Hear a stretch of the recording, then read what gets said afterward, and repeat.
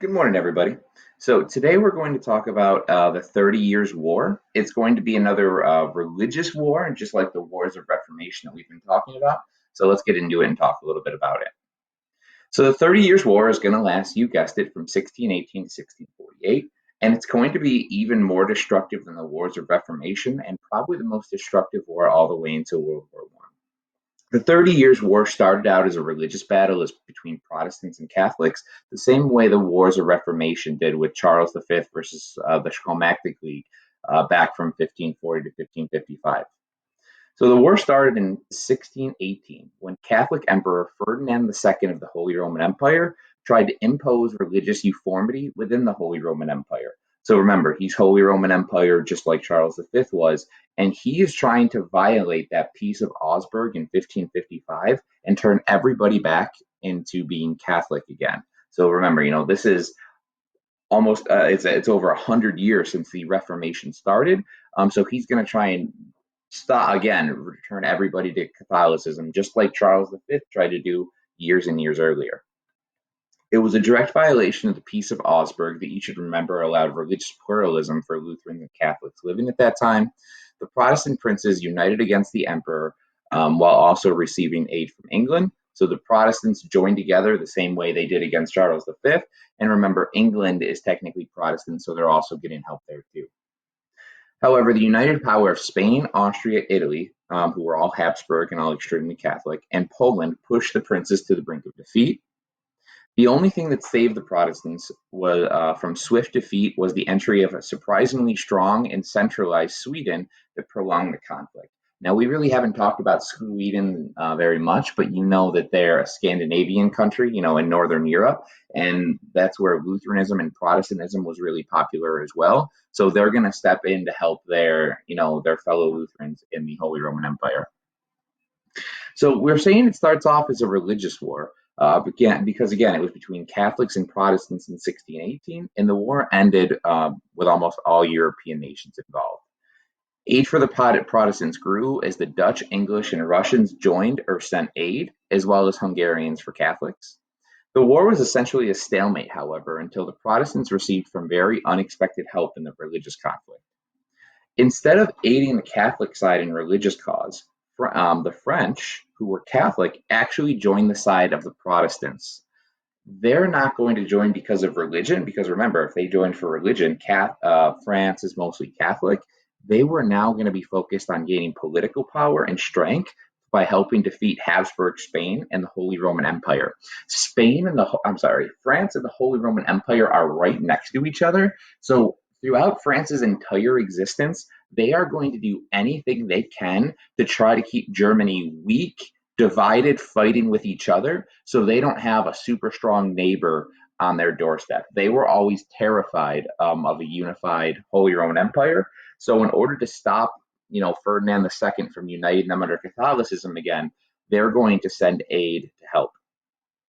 And it was a very destructive war, a lot of brutal fighting, and it's going to finally end with the Peace of Westphalia in 1648. While the war seesawed and went back and forth for 30 years, the entrance of centralized states of Sweden and France on the Protestant side were too much for the Catholics.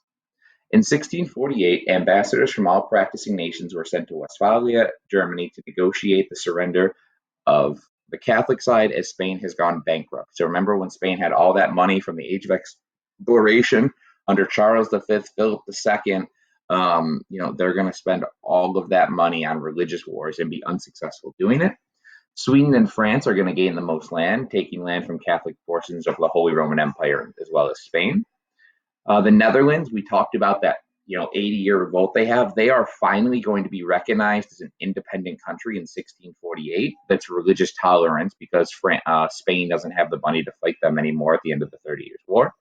And additionally, German princes from the Holy Roman Empire could now choose any religion and were free of control of the Holy Roman Empire. So again, it's similar to the Peace of Augsburg, except this time it allows Calvinists, and this is going to be the last major religious conflict in Europe. So impact of the war. The most significant impact was that this was the last religious war in Europe, as conflicts now focused on a new concept, balance of power. or not letting one country get too strong. Like the wars we're going to talk about in the near future are going to be countries joining each other and getting together to try and stop a more powerful country, especially France. From 1648 onward, nations joined conflicts in order to prevent one state from growing too strong or dominant in Europe, as Spain had been doing during the early modern era. Peace talks now involved all members from all parties of the conflict, and the conflict showed once and for all that large centralized states, centralized one main person, one king in control, like France and Sweden, with national taxes and standing armies, were far superior to non centralized states. Spain and Holy Roman Empire would no longer be relevant powers in Europe, and what power they had would disappear over the next few centuries. We know the Holy Roman Empire doesn't exist anymore, and like we said, Spain is not, a major world power. One of the most One of the biggest things about this war is the destruction that it brought. Over a third of German people in the Holy Roman Empire are going to die, not just because of the war, but the famine that went with it, burning crops to not leave any food for the people. And then we just have the key concepts here. And now quickly, I'm going to go to this here, and I'm going to take us to this slide. You don't have notes for this, but I'm going to walk you through it kind of super quickly. The same thing on the 30 Years' War. So we said 30 years in the Holy Roman Empire. We know the Reformation happened. There was wars of Reformation. Then there was the Wars of Reformation from 1540 to 1545. The Peace of Augsburg was signed in 1555 that allowed Lutheranism and Catholicism. No Calvinism. There's going to be four phases of the 30 Years' War. The first is Bohemian, where it starts. The next is Danish. Then we said Sweden gets involved, and then the French. And remember, the French are going to join for political reasons, not religious reasons. So the Bohemian phase starts in the Holy Roman Empire. They have a lot of Protestants living there. And basically, the Habsburgs have been allowing, everyone religious freedom through the Peace of Augsburg and something called the Letter of Majesty. But Ferdinand II is going to revoke the Letter of Majesty in the Peace of Augsburg, and he is going to try and force everybody there again to become Catholic. When Bohemians hear this, they march to, and I like doing something fun with this in class usually, but they march to the king's, I don't want to say, to his officials, in a government building. And upon hearing this, they're going to be so upset the defenestration of Prague is going to happen, where they literally take Ferdinand II's Catholic officials and throw them out of a window because they're so upset. Defenestrate means to throw something out of a window. A fancy word for throwing someone out of a window. They fell 70 feet, but they did not die. Catholics said the reason they didn't die was because angel wings guided them down. Protestants said they landed in a pile of manure. Who knows which one of those is, actually correct. So in the first, Catholics are going to dominate and start doing well. So the Catholics are going to win the Bohemian phase. Danish, who are, again, Lutherans, are going to step in. They're very close there to the Holy Roman Empire. He's going to invade Denmark to help Protestants. It's not going to go well. The Danish are also going to lose, so the Catholics are leading 2-0 here. Then Sweden jumps in. A guy by the name of Gustavus Adolphus, the king of Sweden, is going to enter on the Lutheran side, and they're going to fight very viciously and do a good job battling, Spain and the Catholics back. Unfortunately for him, he is going to die in battle. Even remember, France is going to be supporting Sweden and the Protestants because they do not want a strong, united Holy Roman Empire.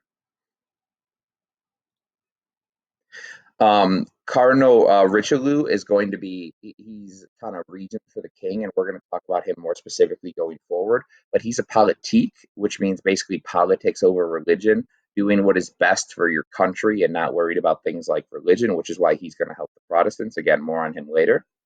It was all about trying to keep the balance of power or one country from getting too strong. That's King Adolphus, who is going to die. but he did a good job helping the Protestants. So now French are going to join. Now, because of Sweden lost their leader, they're going to send money while the French send their armies. Again, we're in the French phase. Remember, the French phase joined for political, not religious reasons. And in 1648, there's just a lot of fighting. No one is really winning the same way the Peace of Augsburg was, or I'm sorry, the Wars of Religion that ended in the Peace of Augsburg was a stalemate. So the Peace of Westphalia was signed in 1648. It weakened the Holy Roman Emperor because it pretty much showed the princes didn't have to listen to Ferdinand II or the Holy Roman Empire, the emperor, the same way they did not Charles V. Dutch got independence. It's important to know France got more powerful. The Holy Roman Empire was again weakened and divided.